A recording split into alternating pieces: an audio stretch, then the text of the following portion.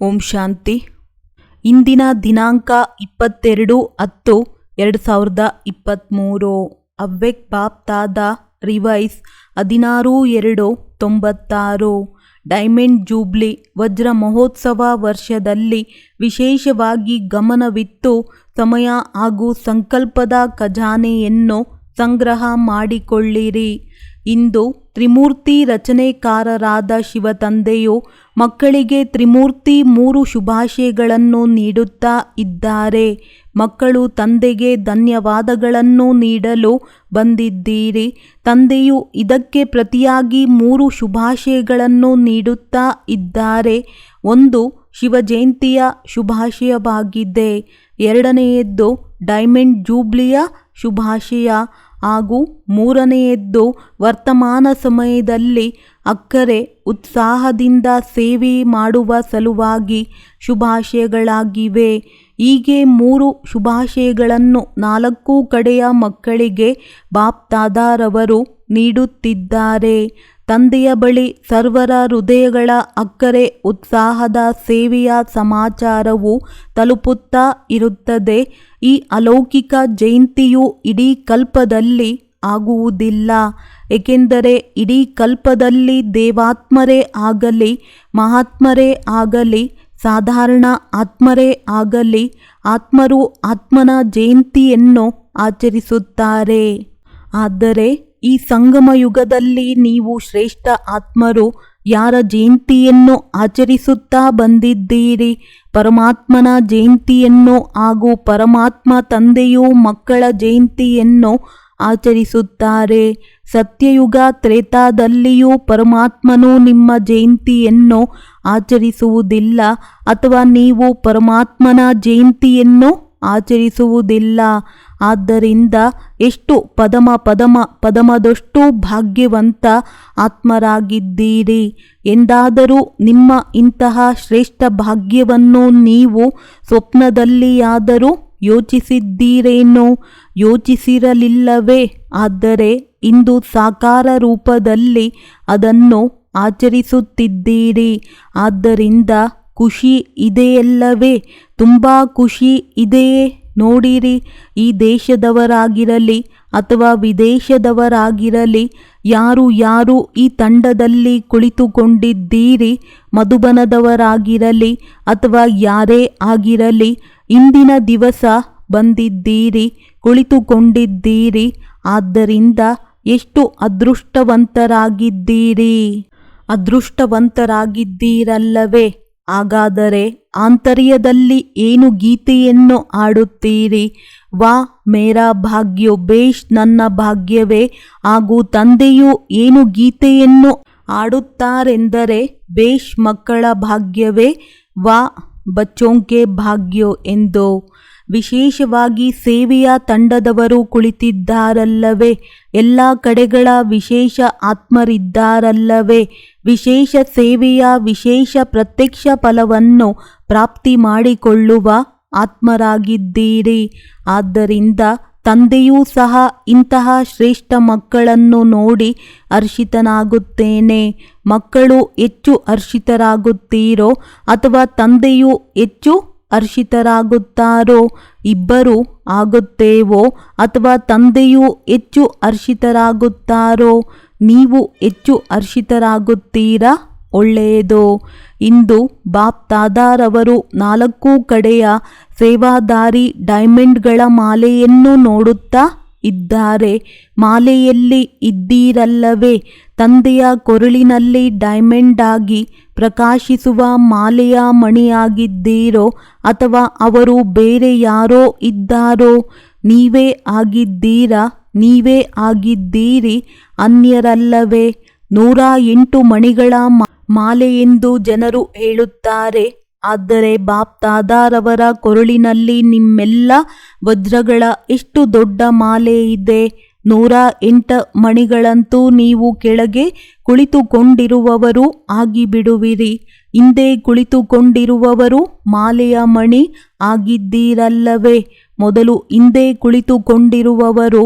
ನೋಡಿರಿ, ತ್ಯಾಗದ ಪ್ರತ್ಯಕ್ಷ ಫಲವು ಯಾವುದು ಆಗಿದೆ ಎಂದರೆ ಬಾಪ್ ದಾದಾರವರು ಹಿಂದೆ ಕುಳಿತಿರುವವರಿಗೆ ಅಧಿಕ ಶುಭಾಶಯಗಳನ್ನು ನೀಡುತ್ತಾರೆ ಹಾಗೂ ಅವರಿಗಿಂತಲೂ ಹೆಚ್ಚು ಕೆಳಗೆ ಕುಳಿತಿರುವವರಿಗೆ ಬಾಪ್ ದಾದಾರವರು ಮಕ್ಕಳು ಪ್ರತಿಯೊಬ್ಬರ ವಿಶೇಷತೆಯನ್ನು ನೋಡುತ್ತಾರೆ. ಮಕ್ಕಳು ಸಂಪೂರ್ಣರಾಗಿಲ್ಲದಿರಬಹುದು, ಪುರುಷಾರ್ಥಿಯಾಗಿರಬಹುದು, ಆದರೆ ಯಾರಲ್ಲಿ ಏನೊಂದು ವಿಶೇಷತೆಯೂ ಇಲ್ಲವೋ ಅಂತಹ ತಂದೆಯ ಮಕ್ಕಳು ಒಬ್ಬರೂ ಇಲ್ಲ. ಎಲ್ಲರಲ್ಲಿಯೂ ವಿಶೇಷತೆ ಇದೆ. ಎಲ್ಲಕ್ಕಿಂತಲೂ ಮೊದಲನೆಯ ವಿಶೇಷತೆಯಂತೂ ಕೋಟಿಗಳಲ್ಲಿ ಯಾರೋ ಒಬ್ಬೊಬ್ಬರ ಪಟ್ಟಿಯಲ್ಲಂತೂ ಇದ್ದಾರಲ್ಲವೇ. ಅನ್ಯ ವಿಶೇಷತೆಯು ಏನಿದೆ ಎಂದರೆ ದೊಡ್ಡ ದೊಡ್ಡ ತಪಸ್ವಿಗಳು, ಮಹಾನ್ ಆತ್ಮರು, 16,108 ಜಗದ್ಗುರು ಎಂದು ಕರೆಸಿಕೊಳ್ಳುವವರು ಶಾಸ್ತ್ರವಾದಿಯಾಗಿರಬಹುದು ಅಥವಾ ಮಹಾಮಂಡಲೇಶ್ವರರಿರಬಹುದು, ಆದರೆ ತಂದೆಯನ್ನು ತಿಳಿದುಕೊಂಡಿಲ್ಲ. ಆದರೆ ತಂದೆಯ ಮಕ್ಕಳೆಲ್ಲರೂ ತಂದೆಯನ್ನಂತೂ ತಿಳಿದುಕೊಂಡು ಬಿಟ್ಟಿರಲ್ಲವೇ. ಹೀಗೆ ತಂದೆಯನ್ನು ಅರಿತುಕೊಳ್ಳುವುದು ಎಷ್ಟು ದೊಡ್ಡ ವಿಶೇಷತೆಯಾಗಿದೆ. ಹೃದಯದ ಅಂತರಾಳದಿಂದ ಮೇರಾ ಬಾಬಾ ನನ್ನ ತಂದೆ ಎಂದಂತೂ ಹೇಳುತ್ತೀರಲ್ಲವೇ.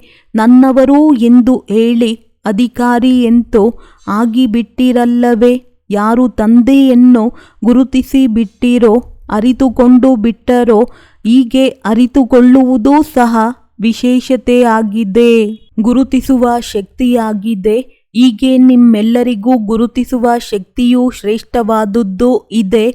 ಒಳ್ಳೆಯದು. ಈ ದಿನ ವಿಶೇಷವಾಗಿ ಆಚರಣೆ ಮಾಡಲು ಬಂದಿದ್ದೀರಲ್ಲವೇ.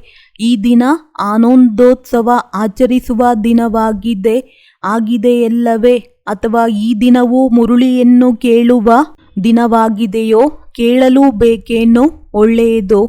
ಜನರು ಶಿವರಾತ್ರಿ ಎಂದು ಕರೆಯುತ್ತಾರೆ, ಆದರೆ ನಿಮಗೆ ಈಗ ಏನಿದೆ? ರಾತ್ರಿ ಇದೆಯೇ? ನಿಮಗೆ ರಾತ್ರಿ ಇಲ್ಲದಿದ್ದರೆ ಇನ್ನೇನಿದೆ? ಸಂಗಮವಿದೆಯೇ? ಅಮೃತ ವೇಳೆ ಇದೆಯೇ? ನೀವಂತೂ ರಾತ್ರಿಯಿಂದ ಪಾರಾಗಿ ಬಂದಿದ್ದೀರಲ್ಲವೇ. ಅಥವಾ ಸ್ವಲ್ಪ ಸ್ವಲ್ಪ ರಾತ್ರಿಯೂ ಇನ್ನೂ ಇದೆಯೋ? ಬೀಳ್ಕೊಟ್ಟು ಹೋಯಿತೇನೋ? ಯಾವುದಾದರೂ ಪ್ರಕಾರದ ಅಂಧಕಾರವು ಬರುತ್ತದೆಯೇ? ಅಥವಾ ಸಮಾಪ್ತಿಯಾಗಿ ಬಿಟ್ಟಿತೋ? ಅಮೃತ ವೇಳೆಯು ಸದಾ ವರದಾನದ ಸಮಯವಾಗಿರುವುದರಿಂದ ನಿಮಗೆ ಪ್ರತಿದಿನವೂ ಏನು ಸಿಗುತ್ತದೆ? ವರದಾನವೂ ದೊರೆಯುತ್ತದೆ ಎಲ್ಲವೇ. ಆದ್ದರಿಂದ ತಂದೆಯು ರಾತ್ರಿಯಲ್ಲಿ ಬರುತ್ತಾರೆ. ಆದರೆ ನಮಗೆ ಅಮೃತ ವೇಳೆಯು ಗೋಲ್ಡನ್ ಮಾರ್ನಿಂಗ್, ಸುವರ್ಣ ಸುಪ್ರಭಾತ ಆಗಿಬಿಟ್ಟಿತು, ಡೈಮಂಡ್ ಮಾರ್ನಿಂಗ್ ಆಗಿಬಿಟ್ಟಿತು ಎಂದು ನೀವು ಹೇಳುತ್ತೀರಿ. ಆದ್ದರಿಂದ ಇಂತಹ ನಿಮ್ಮ ವರದಾನಿ ಸ್ವರೂಪವನ್ನು ನೋಡಿಕೊಳ್ಳುತ್ತೀರಾ? ಮಾಯೆಯು ವರದಾನವನ್ನು ಮರೆಸಿಬಿಡುವುದಿಲ್ಲ ತಾನೆ. ಮಾಯೆಯು ಬರುತ್ತದೆಯೇ? ಆಗಾಗೆಯಂತೂ ಬರುತ್ತದೆಯೇ? ಮಾಯೆಯಂತೂ ಅಂತಿಮ ಗಳಿಗೆಯವರೆಗೆ ಬರುವುದು, ಸುಮ್ಮನೆ ಹೋಗುವುದಿಲ್ಲ. ಆದರೆ ಮಾಯೆಯ ಕರ್ತವ್ಯವು ಬರುವುದಾಗಿದೆ ಹಾಗೂ ನಿಮ್ಮ ಕರ್ತವ್ಯವು ದೂರದಿಂದ ಓಡಿಸುವುದಾಗಿದೆ. ಬರಬಾರದೇನು ಆವರಿಸಿ ಬಿಟ್ಟು ಆಮೇಲೆ ಓಡಿಸುವುದು ಸರಿಯಲ್ಲ. ಆ ಸಮಯವು ಈಗ ಸಮಾಪ್ತಿಯಾಯಿತು. ಮಾಯೆಯು ಬರುವುದು ಹಾಗೂ ನಿಮ್ಮನ್ನು ಅಲುಗಾಡಿಸುವುದು, ಆಮೇಲೆ ನೀವು ಓಡಿಸುವುದು. ಇದರಲ್ಲಿ ಸಮಯವಂತೂ ವ್ಯರ್ಥವಾಗಿ ಕಳೆದು ಹೋಯಿತಲ್ಲವೇ. ಆದರೆ ಶಾಂತಿಯ ಯೋಗ ಶಕ್ತಿಯ ಸಾಧನಗಳಿಂದ ನೀವು ದೂರದಿಂದಲೇ ಇದು ಮಾಯೆಯಾಗಿದೆ ಎಂಬುದನ್ನು ಗುರುತಿಸಲು ಸಾಧ್ಯವಿದೆ. ಇದರಲ್ಲಿಯೂ ಸಹ ಸಮಯವನ್ನು ವ್ಯರ್ಥ ಮಾಡಬೇಡಿರಿ.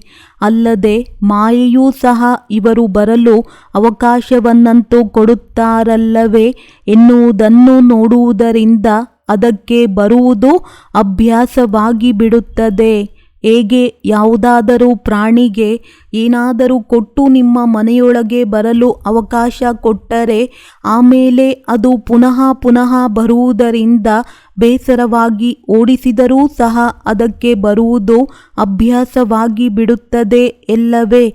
ಹಾಗೆಯೇ ಅನೇಕ ಮಕ್ಕಳು ಸಹ ಟೀ ನೀರು ಮುಂತಾದುದನ್ನು ಕೊಟ್ಟು ಉಪಚರಿಸುತ್ತಾರೆಂದು ತಂದೆಯು ಹೇಳಿದರು. ಯಾವ ಚಹಾ ನೀರನ್ನು ಕುಡಿಸುತ್ತೀರಿ ಗೊತ್ತಿದೆಯಲ್ಲವೇ? ಏನು ಮಾಡಲಿ, ಹೇಗೆ ಮಾಡಲಿ? ನಾನು ಇನ್ನೂ ಪುರುಷಾರ್ಥಿಯಾಗಿದ್ದೇನೆ, ಇನ್ನೂ ಸಂಪೂರ್ಣ ಆಗಿಲ್ಲ, ಕೊನೆಯಲ್ಲಿ ಆಗಿಬಿಡುವೆನು ಎನ್ನುವ ಸಂಕಲ್ಪವು ಚಹಾ ನೀರಾಗಿದೆ. ಆದ್ದರಿಂದ ಚಹಾ ನೀರಂತೂ ಯಾರಿಗಾದರೂ ದೊರೆಯುತ್ತದೆ ಎಂದು ಮಾಯೆಯು ನೋಡುತ್ತದೆ. ಯಾರಿಗಾದರೂ ಚಹಾ ನೀರನ್ನು ಕೊಟ್ಟು ಸತ್ಕರಿಸಿದರೆ ಅವರು ಹೋಗುವರೇನೋ ಅಥವಾ ಕುಳಿತು ಬಿಡುವರೋ? ಹೀಗೆ ಯಾವಾಗ ಏನಾದರೂ ಪರಿಸ್ಥಿತಿಯು ಬಂದರೆ ಆಗ ಏಕೆ, ಏನು, ಹೇಗೆ, ಒಮ್ಮೊಮ್ಮೆಯಂತೂ ಆಗಿಯೇ ಆಗುತ್ತದೆ. ಇನ್ನು ಯಾರು ಪಾಸಾಗಿದ್ದಾರೆ? ಎಲ್ಲರ ಬಳಿಯೂ ಏನಾದರೂ ಲೋಪದೋಷವಿದೆ ಇದೆ ಹೀಗೆ ತಿಳಿದುಕೊಳ್ಳುವುದು ಮಾಯೆಗೆ ಸತ್ಕಾರ ಮಾಡುವುದಾಗಿದೆ. ಸ್ವಲ್ಪ ಖಾರ ಸಿಹಿಯನ್ನು ತಿನ್ನಿಸಿ ಬಿಡುತ್ತೀರಿ, ಹಾಗೂ ಆಮೇಲೆ ಏನು ಮಾಡುತ್ತೀರಿ? ಆಮೇಲೆ ಮಾಯೆಯಿಂದ ಪೀಡಿಸಲ್ಪಟ್ಟು ಬೇಸರವಾಗುವುದರಿಂದ ಬಾಬಾ ನೀವೇ ಓಡಿಸಿರಿ ಎಂದು ಹೇಳುತ್ತೀರಿ. ಬರುವುದಕ್ಕೆ ನೀವೇ ಅವಕಾಶ ಕೊಡುತ್ತೀರಿ. ಆದ್ದರಿಂದ ತಂದೆಯು ಏಕೆ ಓಡಿಸಬೇಕು? ನೀವು ಏಕೆ ಬರಗೊಡುತ್ತೀರಿ? ಮಾಯೆಯು ಪದೇ ಪದೇ ಏಕೆ ಬರುತ್ತದೆ? ಪ್ರತಿಯೊಂದು ಸಮಯದಲ್ಲಿ ಪ್ರತಿಯೊಂದು ಕರ್ಮವನ್ನು ಮಾಡುತ್ತಾ ತ್ರಿಕಾಲದರ್ಶಿ ಸ್ಥಿತಿಯ ಸೀಟ್ನಲ್ಲಿ ಆಸೀನರಾಗುವುದಿಲ್ಲ ಅಥವಾ ಸ್ಥಿತರಾಗುವುದಿಲ್ಲ. ತ್ರಿಕಾಲದರ್ಶಿ ಅರ್ಥಾತ್ ಭೂತ, ವರ್ತಮಾನ, ಭವಿಷ್ಯವನ್ನು ಅರಿತುಕೊಂಡಿರುವವರು. ಆದ್ದರಿಂದ ಏಕೆ, ಏನು ಎಂದು ಪ್ರಶ್ನೆ ಮಾಡಬೇಕಾಗುವುದಿಲ್ಲ.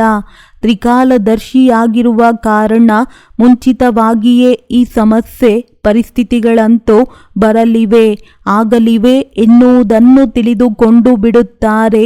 ಸ್ವಯಂ ತಮ್ಮ ಮೂಲಕವಾಗಲಿ, ಅನ್ಯರ ಮೂಲಕವಾಗಲಿ, ಮಾಯೆಯ ಮೂಲಕವಾಗಲಿ ಅಥವಾ ಪ್ರಕೃತಿಯ ಮೂಲಕವಾಗಲಿ ಎಲ್ಲ ಪ್ರಕಾರದಿಂದ ಪರಿಸ್ಥಿತಿಗಳಂತೂ ಬರುವವು, ಬರಲಿವೆ. ಆದರೆ ಸ್ವಸ್ಥಿತಿಯು ಶಕ್ತಿಶಾಲಿಯಾಗಿದ್ದರೆ ಪರಿಸ್ಥಿತಿಯು ಅದರ ಮುಂದೆ ಏನೂ ಮಾಡಲಾರದು. ಪರಿಸ್ಥಿತಿಯು ದೊಡ್ಡದೋ ಅಥವಾ ಸ್ವಸ್ಥಿತಿಯು ದೊಡ್ಡದೋ? ಯಾವುದು ದೊಡ್ಡದಾಗಿದೆ? ಒಮ್ಮೊಮ್ಮೆ ಸ್ವಸ್ಥಿತಿಯು ದೊಡ್ಡದಾಗುತ್ತದೆಯೇ ಹಾಗೂ ಒಮ್ಮೊಮ್ಮೆ ಪರಿಸ್ಥಿತಿಯು ದೊಡ್ಡದಾಗುತ್ತದೆಯೇ ಅಥವಾ ಆಗಾಗ ಆಗಿಬಿಡುತ್ತದೆಯೋ? ಆದ್ದರಿಂದ ಇದರಿಂದ ಪಾರಾಗಲು ಸಾಧನವು ಏನಾಗಿದೆ ಎಂದರೆ, ಒಂದನೆಯದಾಗಿ ಆದಿ, ಮಧ್ಯ, ಅಂತ್ಯ ಮೂರೂ ಕಾಲವನ್ನು ಪರಿಶೀಲನೆ ಮಾಡಿಕೊಂಡು ಆಮೇಲೆ ಏನಾದರೂ ಮಾಡಿರಿ. ಕೇವಲ ವರ್ತಮಾನವನ್ನು ನೋಡಬೇಡಿರಿ. ಕೇವಲ ವರ್ತಮಾನವನ್ನು ನೋಡಿದರೆ ಒಮ್ಮೊಮ್ಮೆ ಪರಿಸ್ಥಿತಿಯು ದೊಡ್ಡದಾಗಿ ಬಿಡುತ್ತದೆ. ಪ್ರಪಂಚದ ಜನರೂ ಸಹ ಮೊದಲು ವಿಚಾರ ಮಾಡಿ ಆಮೇಲೆ ಕಾರ್ಯವನ್ನು ಮಾಡಿರೆಂದು ಹೇಳುತ್ತಾರೆ. ಇಲ್ಲದಿದ್ದರೆ ಏನು ವಿಚಾರ ಮಾಡಿ ಮಾಡುವುದಿಲ್ಲವೋ ಆಮೇಲೆ ವಿಚಾರ ಮಾಡುವುದು ಪಶ್ಚಾತ್ತಾಪದ ರೂಪವಾಗಿ ಬಿಡುತ್ತದೆ. ಹೀಗೆ ಮಾಡಬಾರದಾಗಿತ್ತೋ, ಹಾಗೆ ಮಾಡಬೇಕಾಗಿತ್ತೋ ಮುಂತಾಗಿ ಕಾರ್ಯವು ಮುಗಿದ ನಂತರ ವಿಚಾರ ಮಾಡುವುದು ಪಶ್ಚಾತ್ತಾಪದ ರೂಪವಾಗಿ ಬದಲಾಗಿ ಬಿಡುತ್ತದೆ. ಹಾಗೂ ಮುಂಚೆಯೇ ವಿಚಾರ ಮಾಡುವುದು ಜ್ಞಾನಿ ಆತ್ಮದ ಗುಣವಾಗಿದೆ.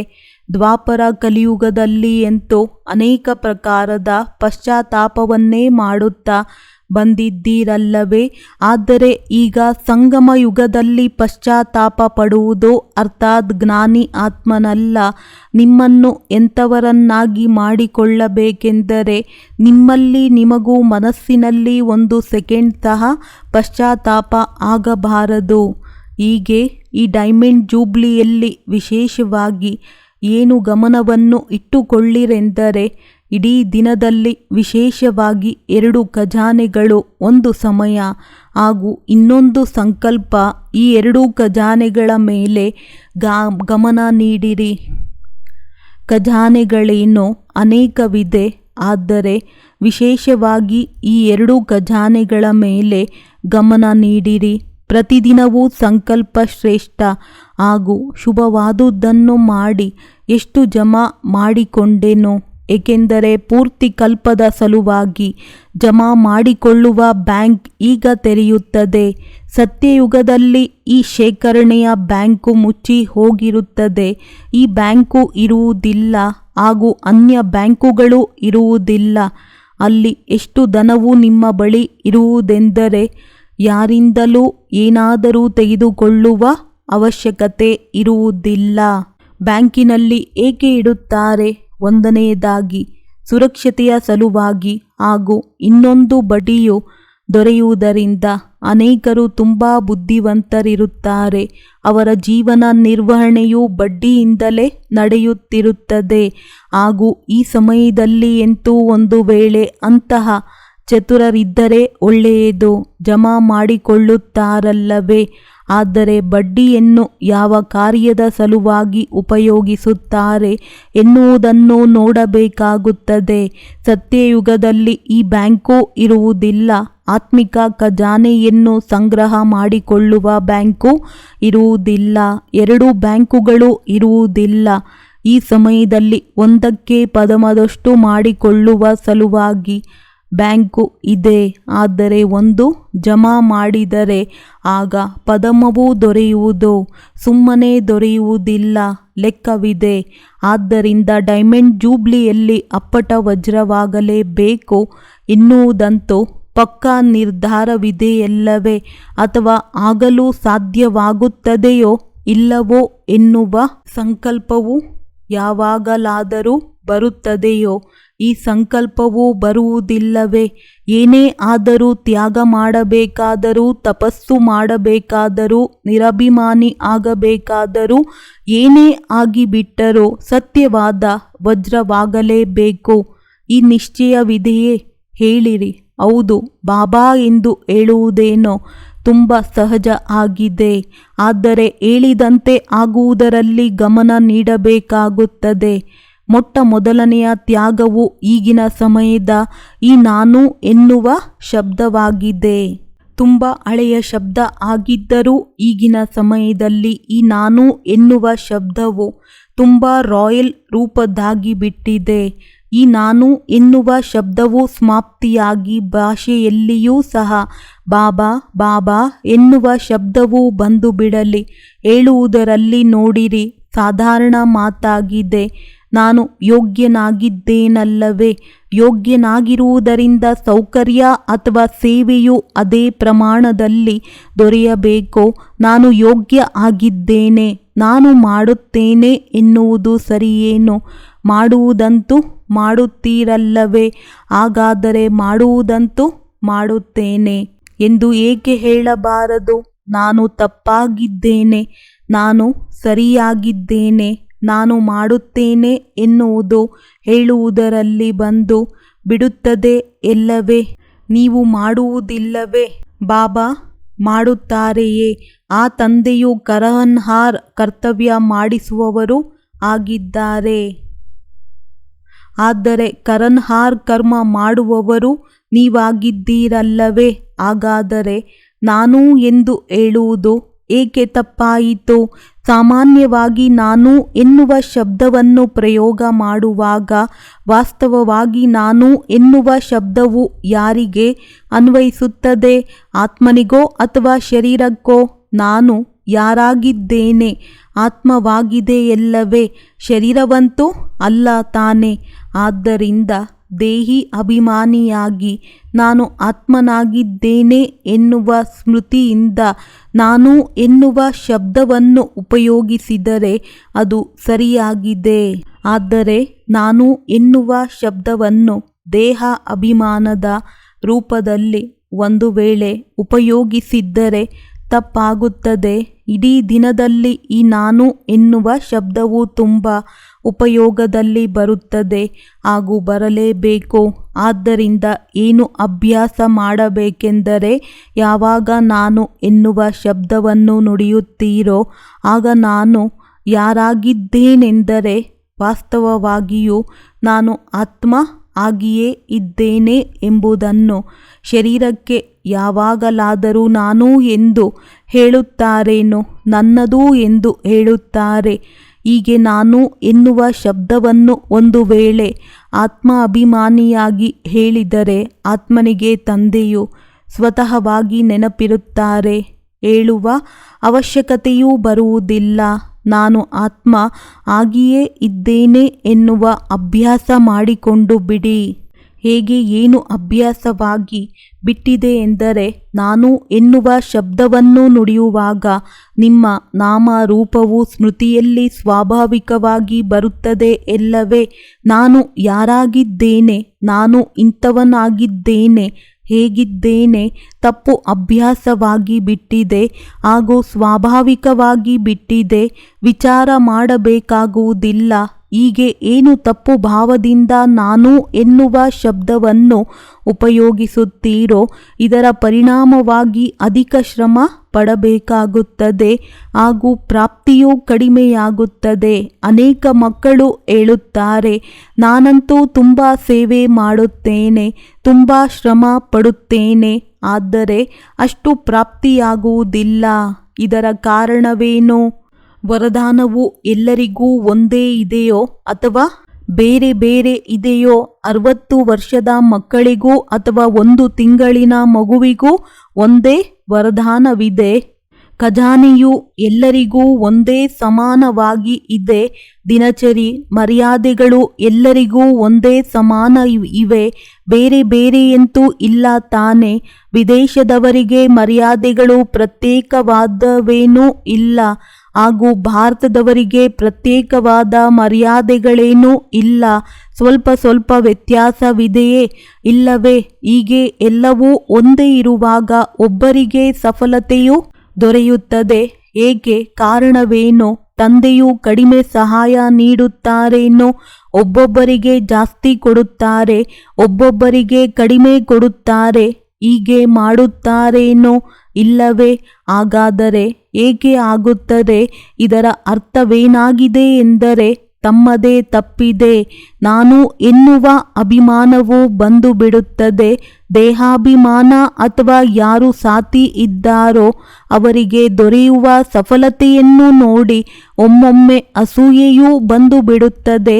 ಆ ಅಸೂಯೆಯ ಕಾರಣ ಏನು? ಮನಪೂರ್ವಕವಾಗಿ ಸೇವೆ ಮಾಡಬೇಕೋ ಅದನ್ನು ಬುದ್ಧಿಯಿಂದ ಮಾಡುತ್ತಾರೆ, ಆದರೆ ಮನಸ್ಸಿಟ್ಟು ಮಾಡುವುದಿಲ್ಲ. ಅಂತಃಕರಣದಿಂದ ಸೇವೆ ಮಾಡಿದ್ದುದಕ್ಕೆ ಫಲವೂ ದೊರೆಯುತ್ತದೆ. ಹಲವು ಸಹ ಮಕ್ಕಳು ಬುದ್ಧಿಯನ್ನು ಉಪಯೋಗಿಸುತ್ತಾರೆ, ಆದರೆ ಮನಸ್ಸು ಹಾಗೂ ಬುದ್ಧಿ ಎರಡನ್ನೂ ಬಳಸಿಕೊಂಡು ಸೇವೆ ಮಾಡುವುದಿಲ್ಲ. ಬುದ್ಧಿಯು ದೊರೆತಿದೆ, ಅದನ್ನು ಕಾರ್ಯದಲ್ಲಿ ತೊಡಗಿಸುವುದು ಒಳ್ಳೆಯದಾಗಿದೆ. ಆದರೆ ಕೇವಲ ಬುದ್ಧಿಯನ್ನಲ್ಲ, ಯಾರು ಮನಸ್ಸಿನಿಂದ ಸೇವೆ ಮಾಡುತ್ತಾರೋ ಅವರಿಗೆ ತಂದೆಯ ನೆನಪೂ ಸಹ ಮನಸ್ಸಿನಲ್ಲಿರುತ್ತದೆ. ಯಾರು ಕೇವಲ ಬುದ್ಧಿಯಿಂದ ಸೇವೆ ಮಾಡುತ್ತಾರೋ ಅವರಿಗೆ ಸ್ವಲ್ಪ ಸಮಯ ಬುದ್ಧಿಯಲ್ಲಿ ನೆನಪು ಇರುವುದೋ ಹೌದು, ಬಾಬಾರವರೇ ಮಾಡಿಸುವವರಾಗಿದ್ದಾರೆ ಎಂದು ನೆನಪಿರುತ್ತದೆ. ಆದರೆ ಸ್ವಲ್ಪ ಸಮಯದ ನಂತರ ಅದೇ ನನ್ನತನವು ಬಂದು ಬಿಡುತ್ತದೆ. ಆದ್ದರಿಂದ ಬುದ್ಧಿ ಹಾಗೂ ಮನಸ್ಸು ಇವೆರಡರ ಬ್ಯಾಲೆನ್ಸ್ ಇಟ್ಟುಕೊಳ್ಳಿರಿ. ಹೀಗೆ ಡೈಮಂಡ್ ಜೂಬ್ಲಿಯಲ್ಲಿ ಏನು ಮಾಡಬೇಕು ಎನ್ನುವುದನ್ನು ತಿಳಿಸಿದ್ದಾರೆ. ವಿಶೇಷವಾಗಿ ಉಳಿತಾಯದ ಖಾತೆಯನ್ನು ಜಮಾ ಮಾಡಿಕೊಳ್ಳಿರಿ. ಇಡೀ ದಿನದಲ್ಲಿ ನನ್ನಿಂದ ಯಾವ ಅಂತಹ ತಪ್ಪು ಆಗಲಿಲ್ಲ, ಯಾರಿಗೂ ದುಃಖವನ್ನು ಕೊಡಲಿಲ್ಲ, ಯಾರೊಂದಿಗೂ ಏನೂ ಘರ್ಷಣೆಯಾಗಲಿಲ್ಲ, ಅರ್ಥಾತ್ ಕಳೆದುಕೊಳ್ಳಲಿಲ್ಲ ಎನ್ನುವುದರಲ್ಲಿಯೇ ತೃಪ್ತರಾಗಬೇಡಿರಿ. ಇದೇನೋ ಒಳ್ಳೆಯದನ್ನು ಮಾಡಿದ್ದೀರಲ್ಲವೇ, ಕಳೆದುಕೊಳ್ಳಲಿಲ್ಲ ಎನ್ನುವುದೇನೋ ಒಳ್ಳೆಯದಾಯಿತು. ಆದರೆ ಜಮಾ ಮಾಡಿಕೊಂಡಿರೇನೋ? ಸೇವೆಯನ್ನು ಮಾಡಿದ್ದರೆ ಸೇವೆಯಲ್ಲಿ ನಿಮ್ಮ ಆತ್ಮೀಯತೆಯಿಂದ ಸೇವೆಯಲ್ಲಿ ಸಫಲತೆಯನ್ನು ಪ್ರಾಪ್ತಿ ಮಾಡಿಕೊಂಡಿರಾ ಅಥವಾ ಸಫಲತೆ ಜಮಾ ಮಾಡಿಕೊಂಡಿರಾ? ಸೇವೆಯಲ್ಲಿ ಸಮಯವನ್ನು ವಿನಿಯೋಗಿಸಿದ್ದೀರಿ ಎನ್ನುವುದೇನೋ ಒಳ್ಳೆಯದನ್ನು ಮಾಡಿದ್ದೀರಿ, ಆದರೆ ಸೇವೆಯನ್ನು ಯಾವ ವಿಧಿಯಿಂದ ಮಾಡಿದ್ದೀರಿ? ಅನೇಕರು ಏನು ಹೇಳುತ್ತಾರೆಂದರೆ, ನಾನಂತೂ ಇಡೀ ದಿನವೂ ಸೇವೆಯಲ್ಲಿ ಎಷ್ಟು ಬ್ಯುಸಿಯಾಗಿರುತ್ತೇನೆಂದರೆ, ವ್ಯಸ್ತನಾಗಿರುತ್ತೇನೆಂದರೆ ನನ್ನ ಬಗ್ಗೆ ಧ್ಯಾನವೇ ಇರುವುದಿಲ್ಲ. ಬ್ಯುಸಿಯಾಗಿರುವುದೇನೋ ತುಂಬ ಒಳ್ಳೆಯದಾಗಿದೆ, ಆದರೆ ಸೇವೆಯ ಪ್ರತ್ಯಕ್ಷ ಫಲವು ಜಮಾ ಆಯಿತೆ? ಅಥವಾ ಕೇವಲ ಶ್ರಮಪಟ್ಟರೂ ಸೇವೆಯಲ್ಲಿ 8 ಗಂಟೆಯ ಸಮಯವನ್ನು ವಿನಿಯೋಗಿಸಿದ್ದೀರಿ, ಆದರೆ 8 ಗಂಟೆಯೂ ಸೇವೆಯದ್ದು ಜಮಾ ಆಯಿತೆ? ಸಮಯವು ಜಮಾ ಆಯಿತೆ? ಅಥವಾ ಅರ್ಧದಷ್ಟು ಜಮಾ ಆಗಿ ಇನ್ನರ್ಧದಷ್ಟು ಓಡಾಟದಲ್ಲಿ ಯೋಚನೆಯಲ್ಲಿ ಕಳೆದು ಹೋಯಿತೋ? ಶ್ರೇಷ್ಠ ಸಂಕಲ್ಪ, ಶುಭ ಭಾವನೆ, ಶುಭ ಕಾಮನೆಯಿಂದ ಜಮಾ ಆಗುತ್ತದೆ. ಹೀಗೆ ಇಡೀ ದಿನದಲ್ಲಿ ಜಮಾದ ಯಾವ ಜಮಾದ ಖಾತೆಯನ್ನು ಬರೆದಿಡಿ. ಯಾವಾಗ ಖಾತೆಯು ಬೆಳೆಯುತ್ತಾ ಹೋಗುತ್ತದೆಯೋ ಆಗ ಸ್ವತಃವಾಗಿಯೇ ಡೈಮಂಡ್ ಆಗಿಯೇ ಬಿಡುವಿರಿ. ಇನ್ನು ನಿಮ್ಮ ಸಮಯ ಹಾಗೂ ಸಂಕಲ್ಪಗಳು ಒಳ್ಳೆಯದರಲ್ಲಿಯೂ ಸೇರುವುದಿಲ್ಲ, ಕೆಟ್ಟದರಲ್ಲಿಯೂ ಸೇರುವುದಿಲ್ಲ. ಕೆಟ್ಟದರಲ್ಲಿ ಜಮಾ ಆಗಲಿಲ್ಲ ಎನ್ನುವುದರಿಂದ ಪಾರಾಗಿ ಬಿಟ್ಟಿರಿ, ಆದರೆ ಒಳ್ಳೆಯದರಲ್ಲಿ ಜಮಾ ಆಯಿತೇನು? ತಿಳಿಯಿತೆ? ಸಮಯವನ್ನು, ಸಂಕಲ್ಪವನ್ನು ಉಳಿತಾಯ ಮಾಡಿರಿ. ಈಗ ಎಷ್ಟು ಈ ಉಳಿತಾಯ ಮಾಡುತ್ತೀರೋ, ಜಮಾ ಮಾಡಿಕೊಳ್ಳುತ್ತೀರೋ, ಇಡೀ ಕಲ್ಪವು ಅದರ ಅನುಸಾರವಾಗಿಯೇ ರಾಜ್ಯಭಾರವನ್ನು ಮಾಡುವಿರಿ ಹಾಗೂ ಪೂಜ್ಯರು ಆಗುವಿರಿ. ದ್ವಾಪರ ಯುಗದಿಂದಲೇನೋ ನೀವು ಸಾಕಾರ ರೂಪದಲ್ಲಿ ಕ್ಷೀಣಿಸುವ ಕಲೆಯಲ್ಲಿ ಬರುತ್ತೀರಿ, ಆದರೆ ನೀವು ಜಮಾ ಮಾಡಿಕೊಂಡಿರುವ ಖಾತೆಯು ನಿಮ್ಮ ಜಡಚಿತ್ರಗಳ ಪೂಜೆ ಮಾಡಿಸುತ್ತದೆ. ಹೀಗೆ ಎಲ್ಲರೂ ಇದನ್ನು ಬರೆದಿಟ್ಟರೆ ವ್ಯರ್ಥ ಅಥವಾ ಸಾಧಾರಣ ಸಮಯವು ಎಷ್ಟು ವ್ಯತೀತವಾಗುತ್ತದೆ ಎನ್ನುವುದು ಗೊತ್ತಾಗಿ ಬಿಡುತ್ತದೆ. ಸಾಧಾರಣ ಸಂಕಲ್ಪಗಳು ಎಷ್ಟು ಉತ್ಪನ್ನವಾಗುತ್ತವೆ. ಆದರೆ ಒಂದು ಗಮನ ಇಟ್ಟುಕೊಳ್ಳಿರಿ, ಒಂದು ವೇಳೆ ಈ ದಿನ ನಿಮ್ಮ ಜಮಾದ ಖಾತೆಯು ತುಂಬ ಕಡಿಮೆ ಆದರೆ ಕಡಿಮೆಯಾಗಿದ್ದನ್ನು ನೋಡಿ ವ್ಯಾಕುಲರಂತೂ ಆಗಿಬಿಡುವಿರಲ್ಲವೇ? ಆಗುವಿರಾ? ವ್ಯಾಕುಲರಾಗಬೇಡಿರಿ. ಅದಕ್ಕೆ ಬದಲಾಗಿ ಏನು ತಿಳಿದುಕೊಳ್ಳಬೇಕೆಂದರೆ, ಜಮಾ ಮಾಡಿಕೊಳ್ಳುವುದಕ್ಕೆ ನನಗೆ ಇನ್ನೂ ಅವಕಾಶವಿದೆ ಎಂದು. ಹೀಗೆ ನಿಮ್ಮನ್ನು ಅಕ್ಕರೆ ಉತ್ಸಾಹದಲ್ಲಿ ತಂದುಕೊಳ್ಳಿರಿ. ನಿಮ್ಮೊಂದಿಗೆ ನೀವು ಸ್ಪರ್ಧೆ ಹೂಡಿರಿ, ಅನ್ಯರೊಂದಿಗೆ ಸ್ಪರ್ಧೆ ಹೂಡಬೇಡಿರಿ. ಈ ದಿನ ಒಂದು ವೇಳೆ 8 ಗಂಟೆ ಜಮಾ ಆದರೆ ನಾಳೆ 10 ಗಂಟೆ ಜಮಾ ಮಾಡಿಕೊಳ್ಳಿರಿ. ವ್ಯಾಕುಲರಾಗಬೇಡಿರಿ, ಏಕೆಂದರೆ ಜಮಾ ಮಾಡಿಕೊಳ್ಳುವ ಸಲುವಾಗಿ ಈಗಲೂ ಇನ್ನೂ ಸಮಯವಿದೆ. ಇನ್ನೂ ಟೋಲ್ ಲೇಟ್ನ ವೇಳೆ ಮೀರಿ ಹೋಯಿತು ಎನ್ನುವ ಬೋರ್ಡ್ ಹಾಕಲ್ಪಟ್ಟಿಲ್ಲ. ಅಂತಿಮ ಫಲಿತಾಂಶದ ಸಮಯವು ಇನ್ನೂ ಪ್ರಕಟಿಸಲ್ಪಟ್ಟಿಲ್ಲ.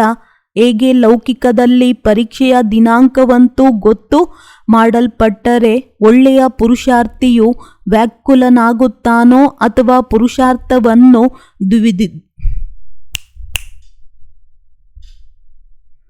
ದ್ವಿಗುಣಗೊಳಿಸುತ್ತಾನೋ, ಹಾಗೆಯೇ ನೀವೂ ಸಹ ವ್ಯಾಕುಲರಾಗಬೇಡಿರಿ. ಇನ್ನೂ ಅಕ್ಕರೆ ಉತ್ಸಾಹದಲ್ಲಿ ಬಂದು ಏನು ದೃಢ ಸಂಕಲ್ಪ ಮಾಡಿರೆಂದರೆ, ನಾನು ನನ್ನ ಜಮಾದ ಖಾತೆಯನ್ನು ವೃದ್ಧಿ ಮಾಡಿಕೊಳ್ಳಲೇಬೇಕು ಎಂದು. ತಿಳಿಯಿತೆ? ಒಳ್ಳೆಯದು. 4 ಕಡೆಯ ಜಯಂತಿಯ ಧನ್ಯವಾದಗಳನ್ನು ಅರ್ಪಿಸುವ ಮಕ್ಕಳಿಗೆ, ಸದಾ ತಂದೆಯ ಜೊತೆಯಲ್ಲಿ ಇರುವ ಕಂಬೈನ್ಡ್ ರೂಪಧಾರಿ ಮಕ್ಕಳಿಗೆ, ಸದಾ ಅಕ್ಕರೆ ಉತ್ಸಾಹದ ಮೂಲಕ ಸ್ವಯಂ ತಮ್ಮನ್ನು ಹಾಗೂ ಅನ್ಯರನ್ನು ಮುನ್ನಡೆಸುವ ಮಕ್ಕಳಿಗೆ, 4 ಕಡೆಯ ಸೇವೆಯಲ್ಲಿ ಮುನ್ನಡೆಯುವ ಸತ್ಯ ಸೇವಾಧಾರಿ ಮಕ್ಕಳಿಗೆ ಬಾಪ್ ದಾದಾರವರ ಪದಮದಷ್ಟು ಶುಭಾಶಯಗಳು ಸಲ್ಲುತ್ತವೆ. ನೆನಪು ಪ್ರೀತಿಯ ಜೊತೆಯಲ್ಲಿ ತಂದೆಯೂ ಸಹ ಮಕ್ಕಳ ಶುಭಾಶಯಗಳನ್ನು, ನೆನಪು ಪ್ರೀತಿಯನ್ನು ಸ್ವೀಕಾರ ಮಾಡುತ್ತಾ ಇದ್ದಾರೆ. ಎಲ್ಲ ಕಡೆಯೂ ಶುಭಾಶಯದ ಮನಸ್ಸಿನ ಗೀತೆಯು ನುಡಿಸಲ್ಪಡುತ್ತಿರುವುದನ್ನು ನೋಡುತ್ತಾ ಇದ್ದಾರೆ. ಹೀಗೆ ಇಂತಹ ಶುಭಾಶಯಗಳನ್ನು ತೆಗೆದುಕೊಳ್ಳುವ ಹಾಗೂ ಶುಭಾಶಯಗಳನ್ನು ನೀಡುವ ಎರಡರ ಸಂಗಮದ ವಿಶೇಷ ನೆನಪು ಪ್ರೀತಿ ಹಾಗೂ ನಮಸ್ತೆ. ವರದಾನ: ಪ್ರತಿ ಮಾತಿನಲ್ಲಿ ಕಲ್ಯಾಣ ಎಂದು ತಿಳಿದು ಅಚಲ ಅಡೋಲ ಮಹಾವೀರರಾಗುವಂತಹ ತ್ರಿಕಾಲದರ್ಶಿ ಭವ. ಯಾವುದೇ ಮಾತು ಒಂದೇ ಕಾಲದ ದೃಷ್ಟಿಯಿಂದ ನೋಡಬೇಡಿ, ತ್ರಿಕಾಲದರ್ಶಿಯಾಗಿ ನೋಡಿ. ಏಕೆ, ಏನು ಎನ್ನುವುದರ ಬದಲಾಗಿ ಸದಾ ಇದೇ ಸಂಕಲ್ಪ ಇರಲಿ. ಏನು ಆಗುತ್ತಿದೆ ಅದರಲ್ಲಿ ಕಲ್ಯಾಣವಿದೆ. ಬಾಬಾ ಏನು ಹೇಳುತ್ತಾರೆ ಅದನ್ನು ಮಾಡುತ್ತಾ ಹೋಗಿ. ನಂತರ ಬಾಬನಿಗೆ ಗೊತ್ತು, ಬಾಬನ ಕೆಲಸಕ್ಕೆ ಗೊತ್ತು, ಬಾಬಾ ಹೇಗೆ ನಡೆಸುತ್ತಾರೆ ಹಾಗೆ ನಡೆಯಿರಿ. ಆಗ ಅದರಲ್ಲಿ ಕಲ್ಯಾಣ ತುಂಬಿದೆ. ಈ ನಿಶ್ಚಯದಿಂದ ಎಂದೂ ಅಲುಗಾಡುವುದಿಲ್ಲ. ಸಂಕಲ್ಪ ಮತ್ತು ಸ್ವಪ್ನದಲ್ಲಿಯೂ ಸಹ ವ್ಯರ್ಥ ಸಂಕಲ್ಪ ಬರಬಾರದು. ಆಗ ಹೇಳಲಾಗುವುದು ಅಚಲ ಅಡೋಲ ಮಹಾವೀರ. ಸ್ಲೋಗನ್: ತಪಸ್ವಿ ಅವರೇ ಆಗಿದ್ದಾರೆ ಯಾರು ಶ್ರೀಮತದ ಸೂಚನೆ ಪ್ರಮಾಣ ಸೆಕೆಂಡ್ನಲ್ಲಿ ನ್ಯಾರಾ ಮತ್ತು ಪ್ಯಾರಾ ಆಗಿಬಿಡುವರು. ಒಳ್ಳೆಯದು. ಓಂ ಶಾಂತಿ.